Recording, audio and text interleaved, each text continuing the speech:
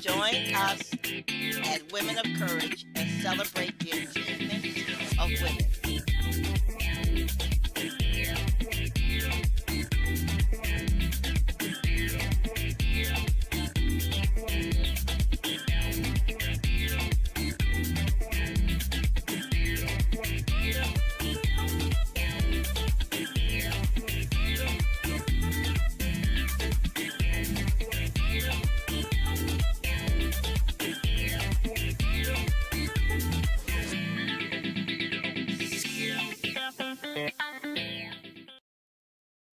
Good afternoon, and thank you for tuning in.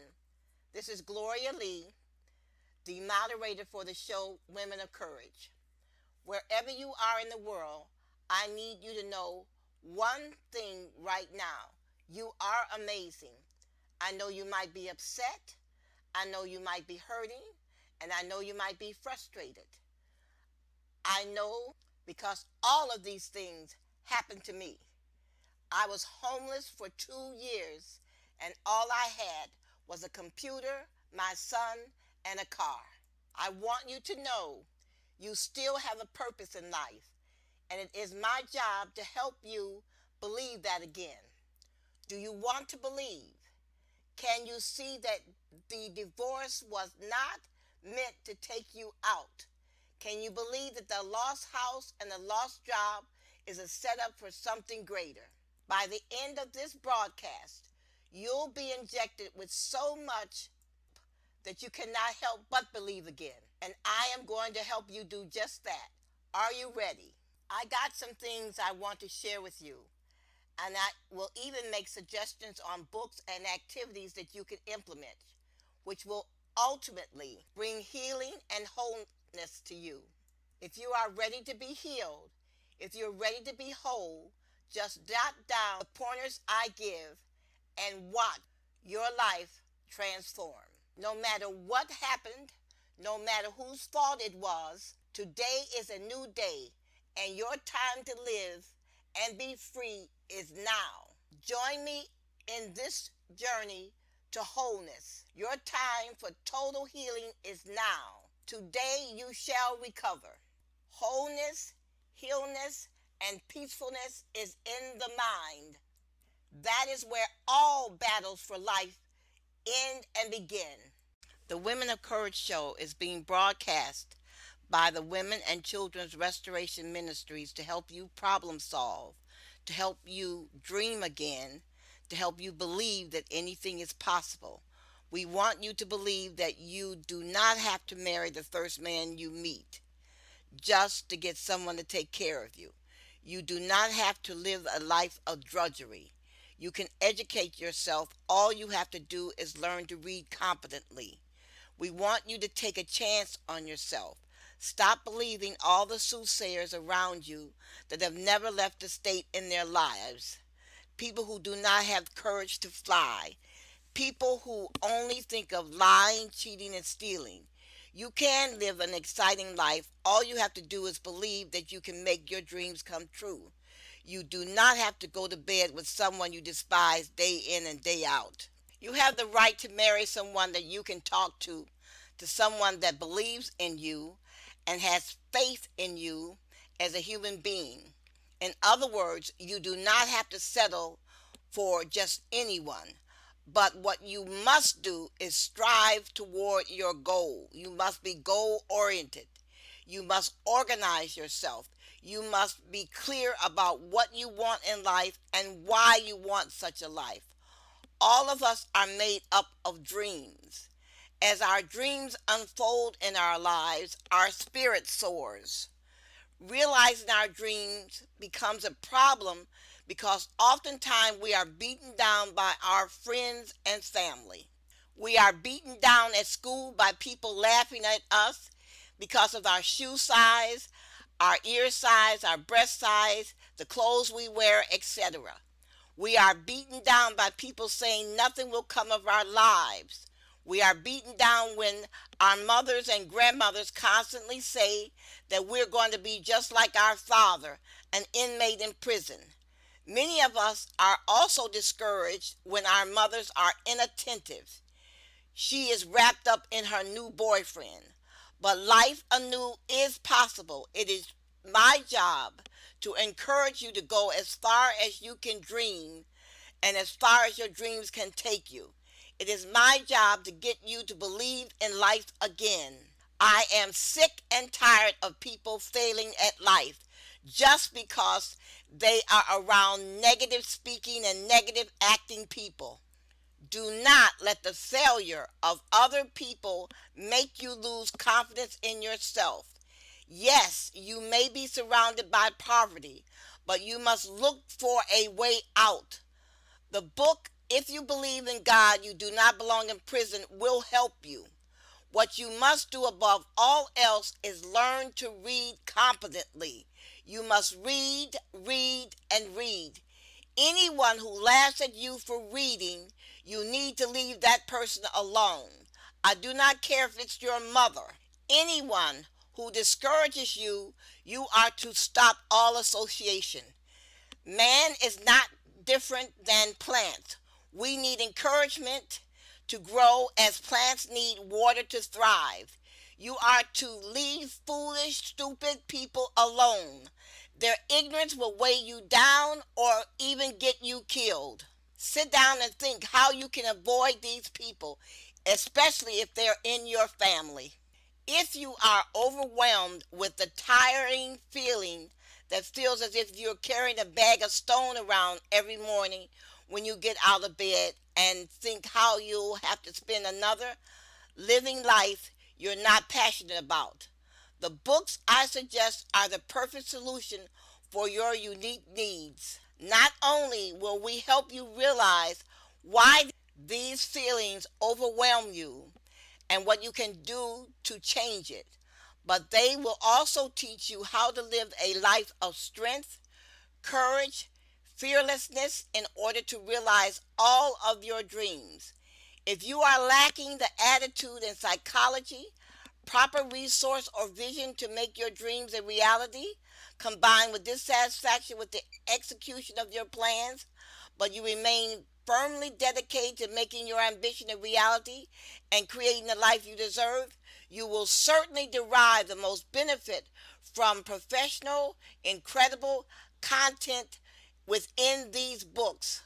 Contents that will assist you in achieving the results that you are after. You are never to give up on yourself. Are you ready to leave your future to chance? Of course not.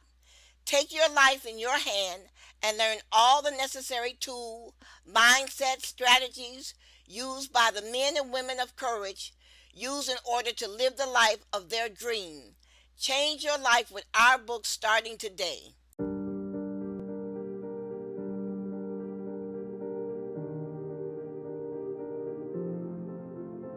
Before we begin, we're going to take a few moments to collect ourselves and to relax before we engage into our discussion. What we need to do is to focus now on bringing positive energy into our lives and into the world. The energy that we project every day is the same energy that we get back. We have all seen those people that can walk into a room and they glow. People want to be around them. People feel better being in their presence. That's the energy that we need to create. And once we learn how to do this, our lives will be filled with greatness. We will attract that positive energy. And how we can do this is by changing our outlook, meeting every day with gratitude, thankfulness, optimism, and once you do this, you will see a change in yourself. I want you to take a moment and close your eyes. Think about everything positive in your life. Family, friends, a career, your faith. All of this is how you start your day. Every morning when you wake up, I want you to think about what is positive in your life. I want you to list 10 reasons why your life is amazing. You will see the change. You will be changed.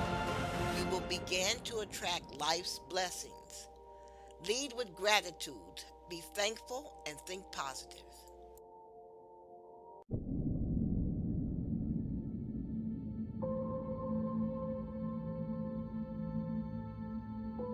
It's just as important to how you end the day as it is to how you start the day. And that's with positivity. Now, we can't change what has happened today, but we can change our thoughts into tomorrow. Now, before you sleep, you need to make sure you're in a calm state of mind. No phones, no tablets, no distractions. I want you to start thinking about all of your dreams and goals coming true.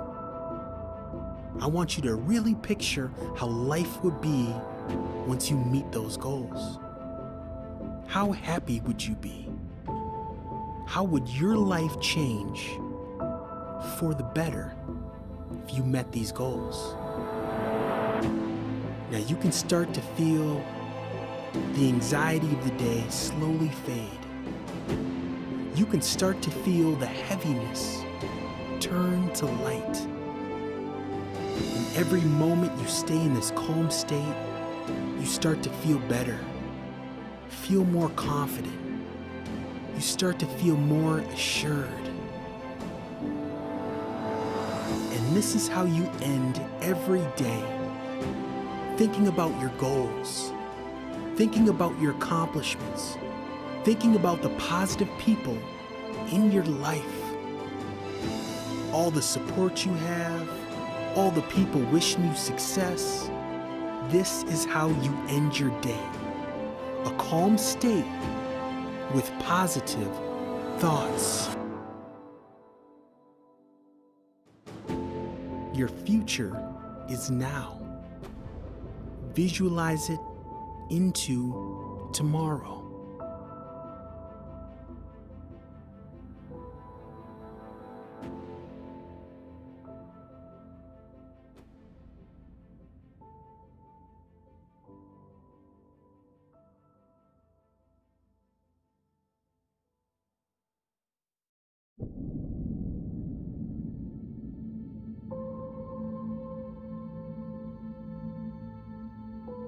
It's just as important to how you end the day as it is to how you start the day. And that's with positivity. Now, we can't change what has happened today, but we can change our thoughts into tomorrow. Now, before you sleep, you need to make sure you're in a calm state of mind. No phones, no tablets, no distractions. I want you to start thinking about all of your dreams and goals coming true. I want you to really picture how life would be once you meet those goals. How happy would you be? How would your life change for the better if you met these goals? Now you can start to feel the anxiety of the day slowly fade. You can start to feel the heaviness turn to light. And every moment you stay in this calm state, you start to feel better, feel more confident. You start to feel more assured. And this is how you end every day, thinking about your goals, thinking about your accomplishments, thinking about the positive people in your life, all the support you have, all the people wishing you success. This is how you end your day. A calm state with positive thoughts. Your future is now. Visualize it into tomorrow.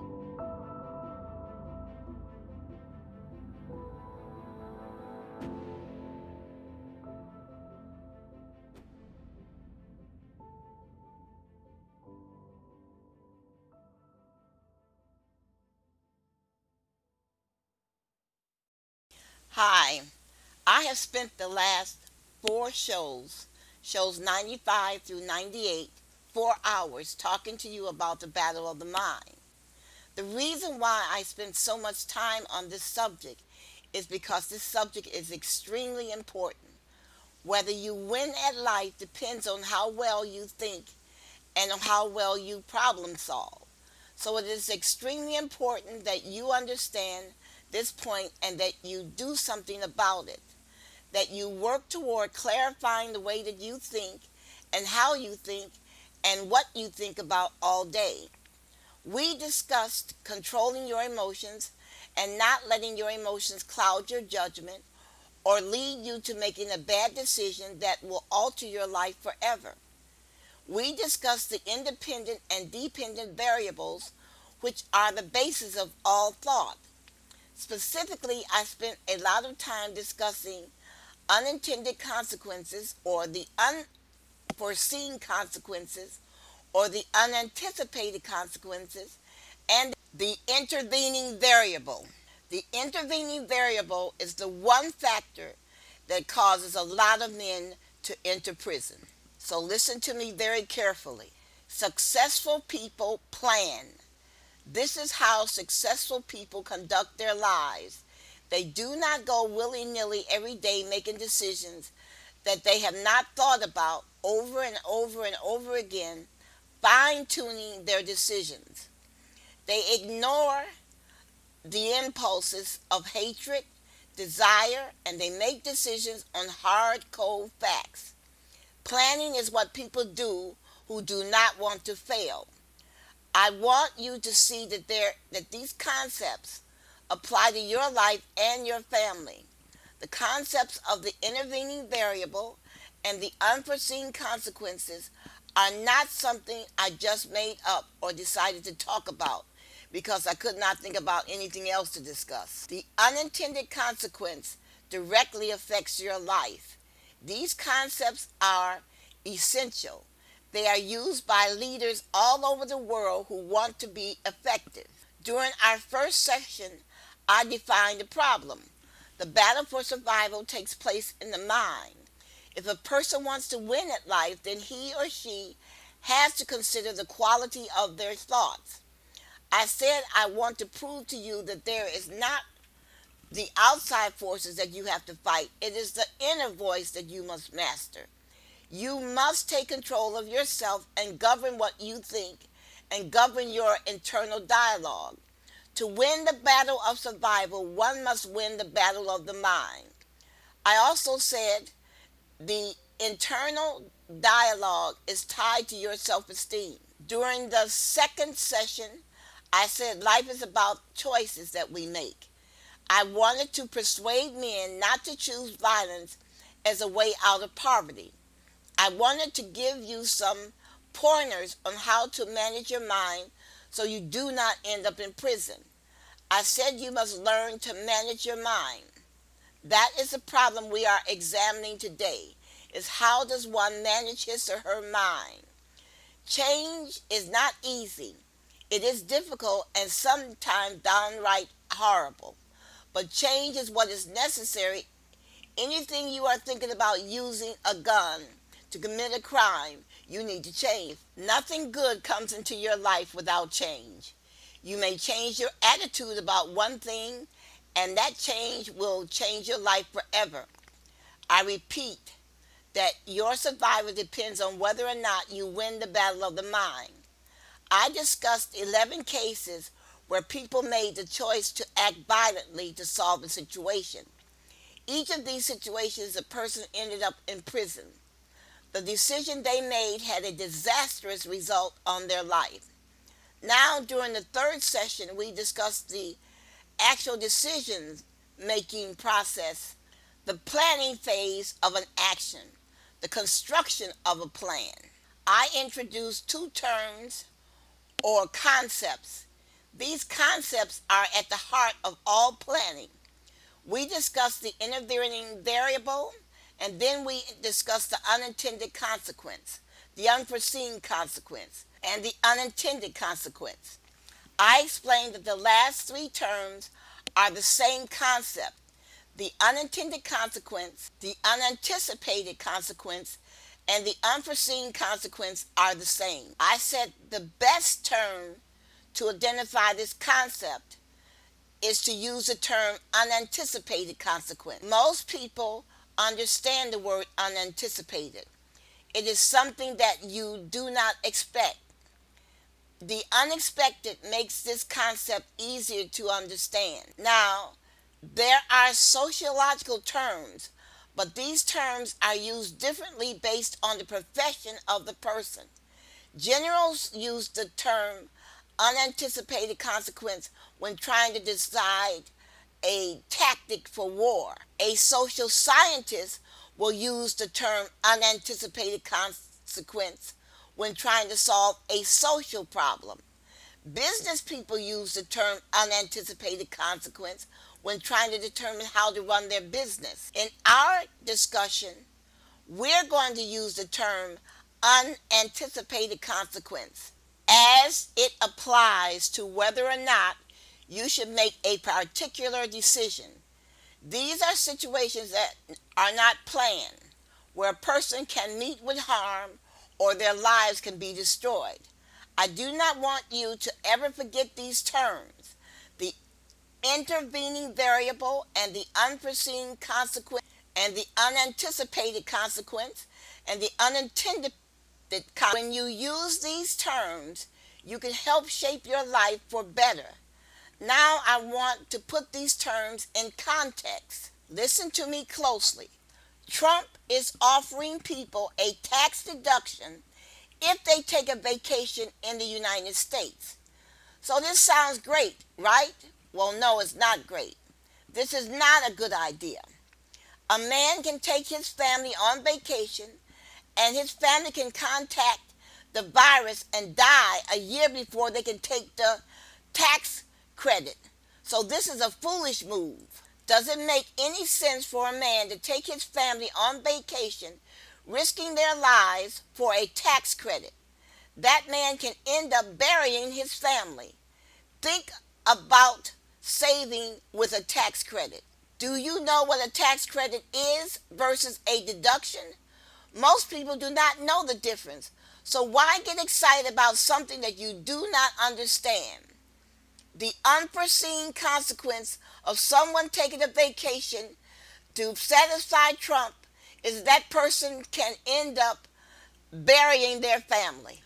Donald Trump is also asking for a payroll deduction, reducing how much money is taken out from everyone's paycheck. Now that sounds great too also. But no, there is a hidden disaster in this. First of all, that payroll deduction will increase the income to a person minimally. Second, this will reduce how much money is paid into Social Security. This is Trump's ploy to make Social Security go bankrupt, to become unstable so he can reorganize it. If you reduce the money taken from the payroll, you reduce the money that is added to Social Security. Most people do not know this. If this continues over a decade, Social Security will be bankrupt. Trump knows this. He also knows that the average person does not understand economics. He also knows that his following do not understand economics, but he doesn't care about them. All he wants them to do is get him reelected so he can destroy Social Security and create slaves. The unforeseen consequence for the average person is that people will no longer have Social Security and they can become slaves to the people in this country who have money. Trump is not doing this to benefit people. He's doing it to benefit his rich cronies. People will then have to work through their old age until they die. Remember, all that glitters ain't gold. Just because someone tells you an idea would benefit you does not mean that that idea is true. It can be the biggest falsehood in the world, but you will not know it if you cannot verify the information. And in order for you to verify that information, you have to know how to read and you have to know where to go to get information, how to search for this information that can help you. Another point, Trump is telling everyone that the country is back. He's lying again. Why? Because he is not a scientist and he has no degree. The virus is still here and we do not have a treatment nor a vaccine. What Trump is trying to do is to restart the economy. He does not care how many people die. All he wants to do is try to be reelected even if he has to cheat. What is the unforeseen consequence of the states reopening, allowing people to go back to work and to vacation, etc.? The consequence is people are going to contract the virus and they're going to die. I am going to pause for a second to take a short break while you listen to information regarding willpower and encouragement. It is all a matter of learning new behaviors. And please remember, it is easier to build strong minds than to repair injured people. What I said is a modification of a quote by Frederick Douglass. He said, it is easier to build strong children than to repair broken men. Now, dear male listeners, our show may be called Women of Courage, but our name should not stop you from listening to our show. You have as much to learn and to consider as women. Why? Because many of you are fathers, sons, and brothers, and you need to understand those forces and situations that affect the female members of your family. So we do implore you to listen to our show with an ear for understanding. Thank you. You can visit touchedbythelight.us and learn what our books have to offer to you.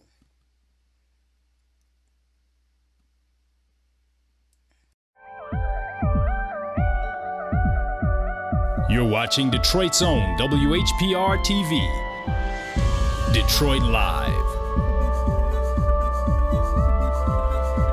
Hi, this is Renee stepping out on faith. You can watch me 24 hours a day, 7 days a week on the WHPR TV Now app. Download our free app at WHPR TV Now. Weekdays at 2 p.m. Eastern. Dear listeners, help us save a life. Stop breast cancer from taking lives. Will you assist us in putting the booklet Black Women and Breast Cancer in the hands of a million people? Please go to the website www.touchedbythelight.us and download the booklet Black Women and Breast Cancer. Then email this booklet to 5 friends, asking them to email the booklet to 5 of their friends. We are trying to reach 1 million women with this information to save lives. The death of one woman to breast cancer from our community is one woman too many. We thank you for your support. This is a congratulations and a shout out to the Women of Courage show. Starting in July, we will be publishing articles in the Native Sun. The editors of both papers agreed to allow us to publish articles in their papers. In keeping with our mission, the articles will detail information regarding 4 linking subjects: reading, self-esteem, sexual abuse, and sex trafficking. To support our mission to bring you information on these subjects, we will appreciate it if you would advertise in these papers. These newspapers support us, we should support them. Give us a shout out at murderedvoices@gmail.com if you read, enjoy, and find our articles helpful. We thank you for listening and supporting our show. Our show could not have a greater audience. Don't forget to email us for dates, times, and locations for our Saturday meetings. God bless. Okay, here is another scenario that I want you to examine. The headlines read, May the 26th, judge whose anti-rape advice was close your legs, lose his job. Now, this happened in Trenton, New Jersey. Apparently, the judge thought he was God. In 2016, a woman appeared before the state superior judge, John Russell Jr. She was seeking a restraining order against a man she said who had sexually assaulted her before. According to the court transcripts of the exchange, when the woman described her encounter with the man, Judge Russo asked her, "Do you know how to stop someone from having an intercourse with you?" First, notice he called rape an intercourse. Rape is not an intercourse. Rape is an assault. When the woman answered him, she said yes, and said one method would be to run away. Judge Russo continued his attack. He says, "Close your legs and call the police. Did you do any of these things?" According to the report issued by the Judicial Conduct Committee, Judge Russo also made joking comments to his staff about the exchange after the woman had left the courtroom. When a complaint was filed against State Superior Court Judge John Russo Jr., he hired a female attorney. Then he said that he was trying only to elicit more information from the woman and that he chose his words poorly. He went on to say that he has acknowledged his mistake. He was put on suspension without pay pending the investigation of the two allegations of lack of candor and fabricated after-the-fact explanation for events, and displayed a lack of integrity that is unworthy of the judicial office. A 3-panel judge said that there were 4 instances of misconduct by John Russo, including a matrimonial matter for which he did not recuse himself even though he knew someone that was involved in the case. December 2019, it was recommended that Judge Russo be removed from the bench. He appealed this order, and in January 2020, a 3-judge panel agreed. May 2020, the New Jersey Supreme Court agreed with the 3-judge panel and permanently barred Judge John Russo from presiding over a courtroom. The decision was unanimous. They deemed Judge John Russo's behavior as aberrant. Chief Justice Stuart Rabner wrote that it would be inconceivable for Judge Russo to preside over a domestic violence or a sexual assault matter after those comments. The last thing Judge John Russo said was at a hearing in December. Russo expressed remorse for his comments to the woman and for joking about the exchange with court personnel afterwards. But he argued that the Supreme Court's penalty was excessive because an advisory panel on judicial conduct last year had recommended a 3-month unpaid suspension. Judge Russo had let the power of his position go to his head. He felt he had the power to insult people when they came into his court. He felt he had the right to ridicule this woman. The woman was in serious trouble, but he minimized her distress and treated her like a piece of garbage. So the unforeseen consequence of Judge Russo's actions was he lost his job as a judge. Judge John Russo Jr. did not anticipate that he would lose his job for ridiculing a woman in his courtroom. This is why he was not cautious in his behavior.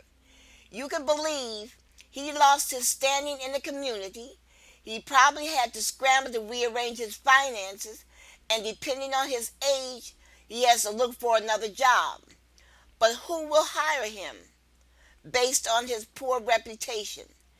If he had the forethought, he would have held his tongue and gave the woman the protection order she requested. So the judge was not a good thinker.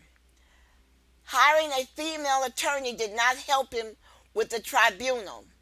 Hiring a female attorney is a ploy to show the court that there was no animosity toward women. Remember what I said to you about letting your emotions lead you. You do not want to let your emotions ruin all the potential in life based on your rage, your anger, your jealousy, or your pettiness. John Russo never thought that that young woman would walk out of that courtroom and fight him back for insulting her. Her courage was the intervening variable. That poor, distraught woman brought him down. He had been abusing people for years. Judge John Russo had gotten comfortable. No one had ever gone against him in a judicial court, so he felt relatively safe. But that young woman felt that she had a right to be respected and treated fairly when she went to a court of law. Again, her courage was the intervening variable, because very few people fight judges after they feel they have been mistreated in court. Now I'm going to discuss two historical situations where the terms intervening variable or unintended consequence has drastic effects on the situation. This is extremely important, so pay close attention and make certain that you watch and listen to this show more than once. This is going to be a shocker. In 1932 and 1933, there were elections in Germany. The Nazi Party was trying to come into power in Germany. Their leader was Hitler. There were several Nazi politicians on the ballot, but the main person was Hitler. The Nazi Party had been swept aside in several elections, but Hitler was persistent. He kept remaking himself, learning to speak, learning to dress better, until finally he won the country over. But who actually voted for Hitler? Why did Hitler come to power, and how did he get there? Who actually gave the country over to Hitler? The answer will startle you. For years, historians wrote about the number of men following Hitler, what they contributed to his reign. But it was not until several letters and essays that were written by women were discovered in the archives that another look was made on the elections in 1930s. Historically, the motivation behind the Nazi Party was focused almost exclusively on male party members. No one looked at their counterpart, the German woman. At first, historians said women voted for Hitler because they were irrational, that there was a sexual component in their attraction to Hitler. Calling women irrational was a carryover of the condemnation of women being less than men. Prejudice against women still persisted even in academia. After 1945, academic papers were written about the relationship between Hitler and women. Comparisons were made based on Freudian work alluding to this relationship. Historians supported this idea by saying that Hitler never revealed his affair with his mistress, Eva Braun, to the public because he wanted to maintain the allegiance of the German woman. But it was more than that. Florida State University professors arranged to have more than 30 essays on the subject, Why I Became a Nazi, written by German women in 1934. They had these transcribed and translated. Accounts of these women gave an insight into the role of women in the rise of the Nazi Party. The translations also pointed to the extent to which women's attitude on feminism differed after the Great War. This is the First World War. This is a time when women were making gains in their independence, education, economic opportunities, and sexual freedoms. The big question was, Why were everyday women attracted to the extremists, the ideology of the National Socialist German Worker Party, commonly known as the Nazi Party? Why did secretaries, typists, telephone operators, female cultural laborers, textile workers, female factory operatives, domestic servants, waitresses, and prostitutes all vote for Hitler? He received accolades from various categories of women: the female shop assistant, the working mother, etc.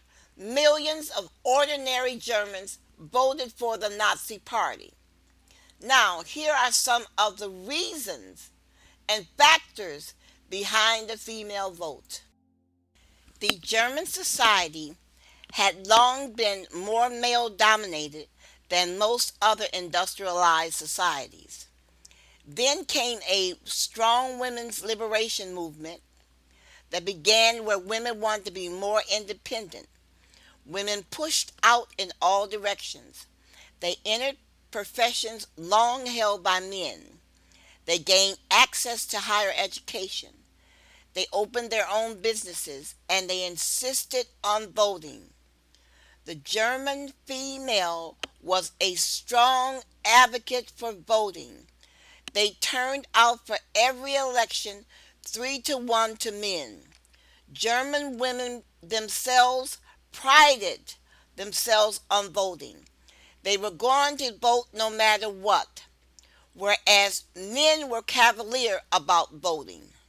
The appeal of Hitler and his movement was not based on any distinct doctrine. As Hitler was developing, women were also making gains in education, economics, and various other opportunities. The German women's movement had been among the most powerful and the most significant in the world for half a century before Nazis came to power in 1933. Top quality high schools for girls had been in existence since 1870s, and German universities were open to women at the beginning of the 20th century. Many German women had become teachers, lawyers, doctors, journalists, and novelists. In 1919, German women got the vote.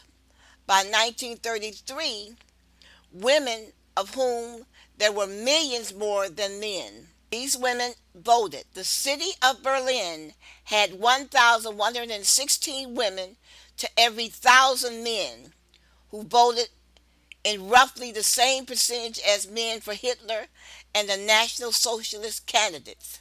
Dissatisfaction with the attitude of the Weimar era, this is the period between the end of World War I and Hitler's rise to power, is clear in the women's writings. Most of the essays writers express dissatisfaction with some aspect of the current political system. One calls women's voting rights a disadvantage for Germany, while another describes the political climate as haywire and everyone was everyone's enemy. Marguerite, a 54-year-old woman who was living outside of Berlin, described her experience as this: I attended the meetings, all of the meetings and parties, from the communists to the nationalists. At one of the Democratic meetings in Berlin, where the former colonial minister, a Jew by the name of Dernberg, was speaking, I experienced the following. This Jew had the audacity to say, among other things, what are the Germans actually capable of? Maybe breeding rabbits. This woman was indignant. She was angry. She said, Dear readers, do you think that the heavily represented stronger sex jumped up and told this Jew where to go? Far from it. No, not one man made a sound. They stayed dead quiet.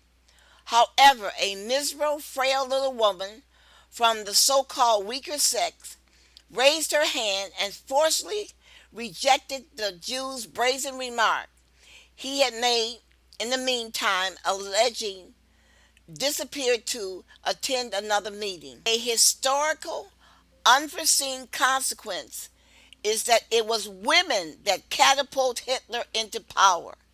Women were enjoying the right to vote. They outvoted men purely because of population size. German women were given the right to vote in 1918. After that, women took pride in voting.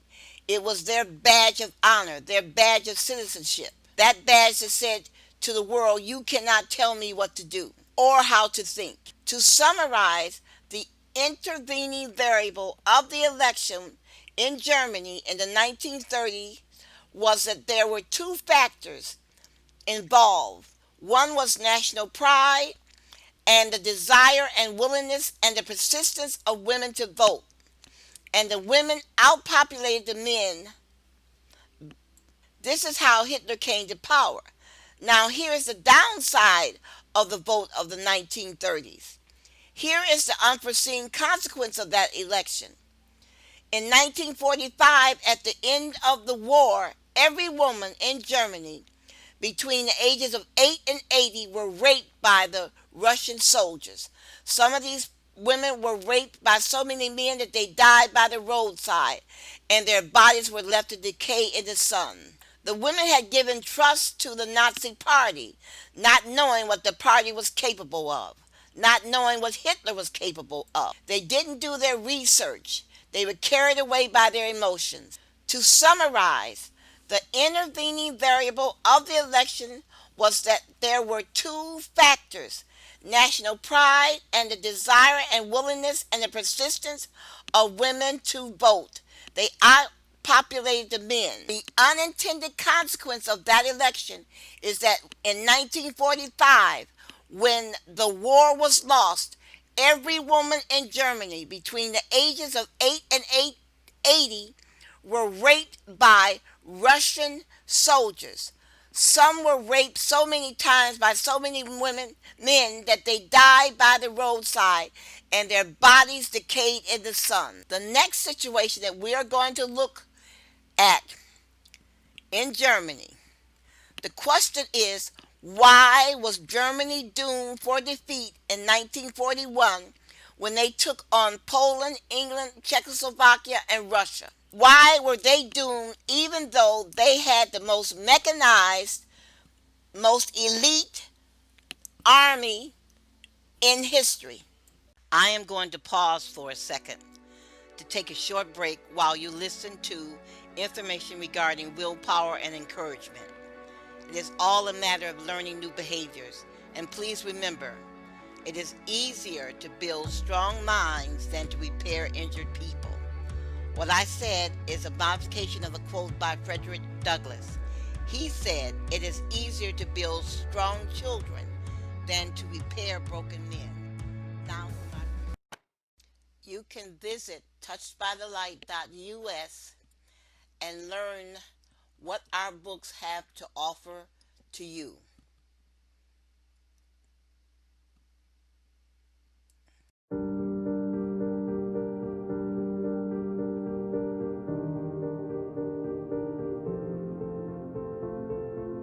What we need to focus on now is bringing positive energy into the world.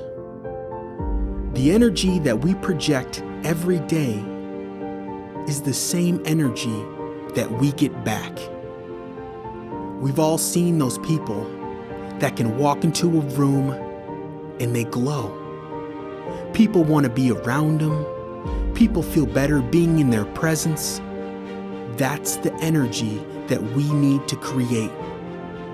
And once we learn how to do this, our life will be filled with greatness. We will attract that positive energy. And how we do this is by changing our outlook, leading every day with gratitude, thankfulness, optimism. And once you do this, you will see the change. I want you to take a moment and close your eyes. Think about everything positive in your life: family, friends, a career, your faith. All of this is how you start your day. Every morning you wake up, I want you to think about what is positive in your life. I want you to list 10 reasons of why your life is amazing. And once you do this, you will see the change. You will be the change. You will begin to attract life's blessings. Lead with gratitude. Be thankful. And think positive.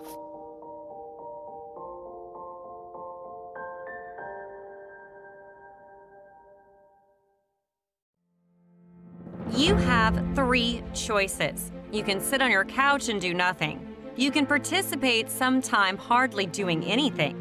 Or you can step into the future that you designed. The decision is yours. What are you waiting for? You either stand up for yourself with the chance of winning or failing, or grow old, mean, bitter, and hateful, driving your children to run from home or move to another state because of your archaic ideas. Time is running out. What are you going to do?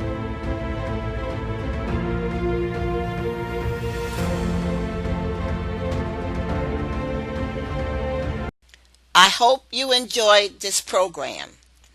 On our next show, we shall continue the topic of the intervening variable and the unintended consequence while discussing why Germany was doomed to be defeated in 1941.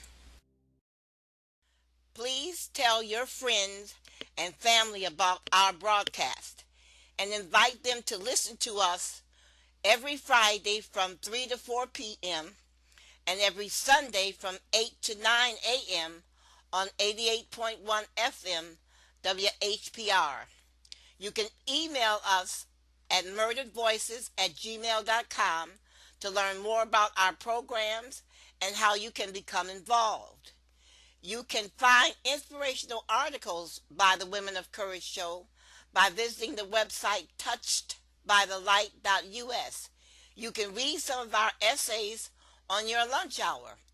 These articles will help you last throughout the day. They will inspire you not to quit. Why you need to go register and vote.